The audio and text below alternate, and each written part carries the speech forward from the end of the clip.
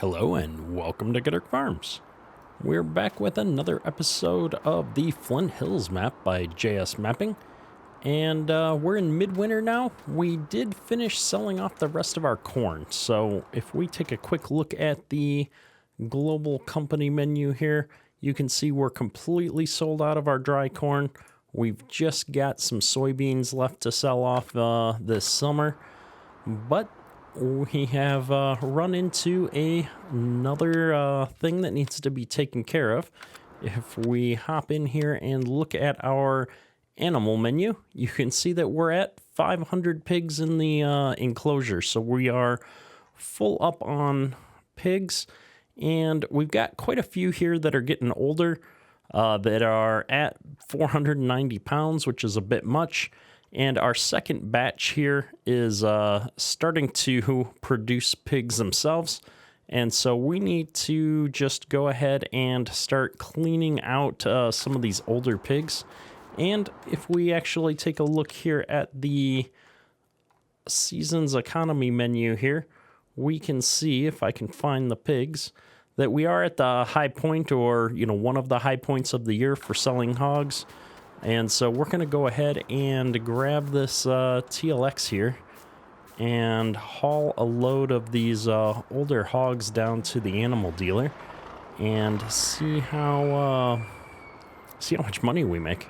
I'm really kind of curious. We haven't we sold hogs once earlier, and I'll be honest, I wasn't really paying attention to how much we were getting per hog. So it's going to be fascinating for me to see how much money we're gonna make here. And now the trick is to find the pigs that we want to sell. And so it's gonna be all of these heavier ones. And I'll be honest, I don't know how much room I have in this trailer. So we're just gonna keep moving them until it looks like I can't put any more into the trailer. So the trailer doesn't look quite full, but if I look at the list here, I think we've got just about all of the heavy ones here. I'm just kind of scrolling through real quick. I don't see any other 400-pound hogs. The target weight for selling a hog in seasons, I believe, is about 280 pounds. So we've got a little bit of time left on some of the rest of these. And this is going to give us, if I jump back in here, a little bit of space for the newborn piglets coming in here. We are going to, I think at some point here, need to install a second hog enclosure. I'm not quite ready to do that yet because I'm not sure where we're going to put it. I was thinking about putting it in that grass area that we just added on the road side of the bins there, but I'm not sure there's enough room, to be honest. So we're going to run this trailer full of hogs up to the animal dealer here real quick and see how much money we're going to make. All right, we are up here at the animal dealer, and I did turn on the tag place feature because I was having a hard time figuring out where these roads went back here. I haven't come back down to this end of the map very often, so we're still learning. This giant green pillar came in a little bit handy. Hoping this disappears here as we get going. So we've got all of these pigs over here, so we're going to go ahead and sell all the hogs in the trailer, which is going to net me $21,000. That's a pretty good amount for not even a full trailer full. And we're going to go ahead and just turn that back off. And so that's going to give us the room we need in our animal pen to keep growing a few more pigs. We'll have a big batch coming out here soon as they get a little bit bigger here over the, I don't know how long it's going to take to put those last 60 pounds on the rest of those hogs, but knowing that we're going to make a fair amount of money on them is encouraging. And I think at this point, really outside of feeding hogs and whatnot, there's not a whole lot left to do until we get into spring here. We are going to be making some upgrades on the farm here. All that money that we managed to bring in over the corn sale is going to come in handy as we look to spring and start to, I think, expand our equipment a little bit to make it easier to manage the farm that we've got. We've got a fair amount of fields today, so I don't know that we're going to buy any new fields this season. I think we're going to double down on trying to farm the fields we have just a little bit more efficiently this season, and that should put us in a good spot to expand next year. And so I've got my eye on a couple of equipment upgrades that we're going to make here as we get into spring. So we'll get this truck back up to the farm and start bumping the time ahead a little bit here and see what comes up between now and planting season. So we've fast forwarded time into spring here, and we've got another load of pigs that need to get sold off here, all at or above 280 pounds. So we're going to go ahead and just rip through that here really quick and see how much money we're going to get on our second load here. Another 14,000, so, you know, we didn't have a full load this time, but between the two of those, we are making a little bit of progress. We got room for about 50 more hogs here, and we've got quite a few that are going to be born over the coming weeks and seasons. And look at all of these hogs that are at 245, 250 pounds right now. So we're going to have a lot of hogs to sell here in, I don't know, probably a couple of days of season's time. So at some point, hopefully after spring planting, not during, we will be doing some more runs here.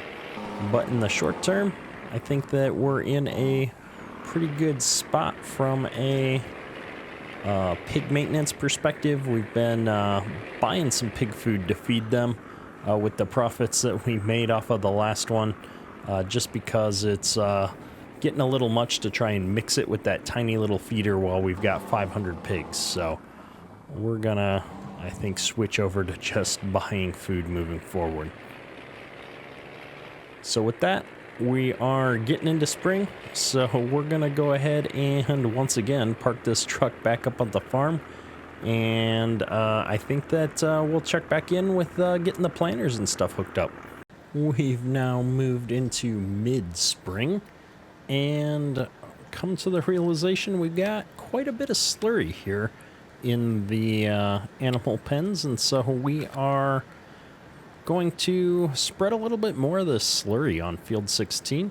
If we look at the precision farming map here, you can see we got about, I don't know, a third of the way across field 16 here. So I'm hoping with the additional slurry here, we're going to be able to get at least half of this field spread. And that's going to majorly cut down on our costs when it comes to putting fertilizer down while we're planting on this field. We are also getting to a point where the ground temperature's a little bit warmer. We're at 48 degrees Fahrenheit. If we look at the planting schedule here, technically Seasons thinks it's early enough we could potentially plant, but if we look at our temperatures over here, we need corn. They're looking for 55 degrees Fahrenheit, and for our beans, it's going to be 59. And so we're going to probably be at least one more day here away from being able to plant our corn or start planting our corn. It is pretty warm from an air temperature perspective, and so I think that's going to warm up this ground temperature here as we progress another day here into the back half of mid-spring. So running this slurry spreader is starting to get a little bit monotonous. And so what I figured we would do is try to set it up with CoursePlay.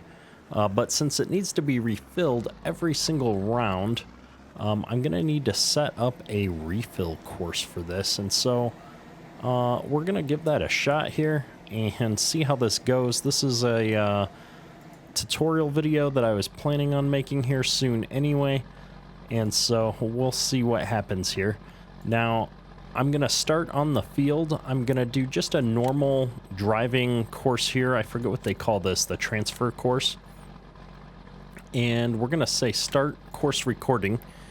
And all I need to do in order to have a refill course is drive through this trigger. We're going to do so nice and slowly. And then I'm going to loop back around. And we're just going to come right back out here onto the field like so. And stop. That should be all I need to do for a refill course. So I'm going to do field F6, or I'm going to do field 16, slurry refill. And once I have that course saved, what I'm going to be able to do is get rid of it. I'm going to load the slurry course that I just created, and then I'm going to append the slurry refill course to the end of that course. And now if I turn on my points, you can see that it's all one course now. And it should allow me to just go and start this guy off here, over here where we were slurrying. I'm hoping that this lines up because we were doing it manually up until this point. So I'm going to turn our points on for just a second. And it looks like we've got to actually go down here to the end, because this one was where this one lines up with the track that we just came back on. And so we want to definitely bounce over one row here. So we'll run down to the other end here to start this guy off.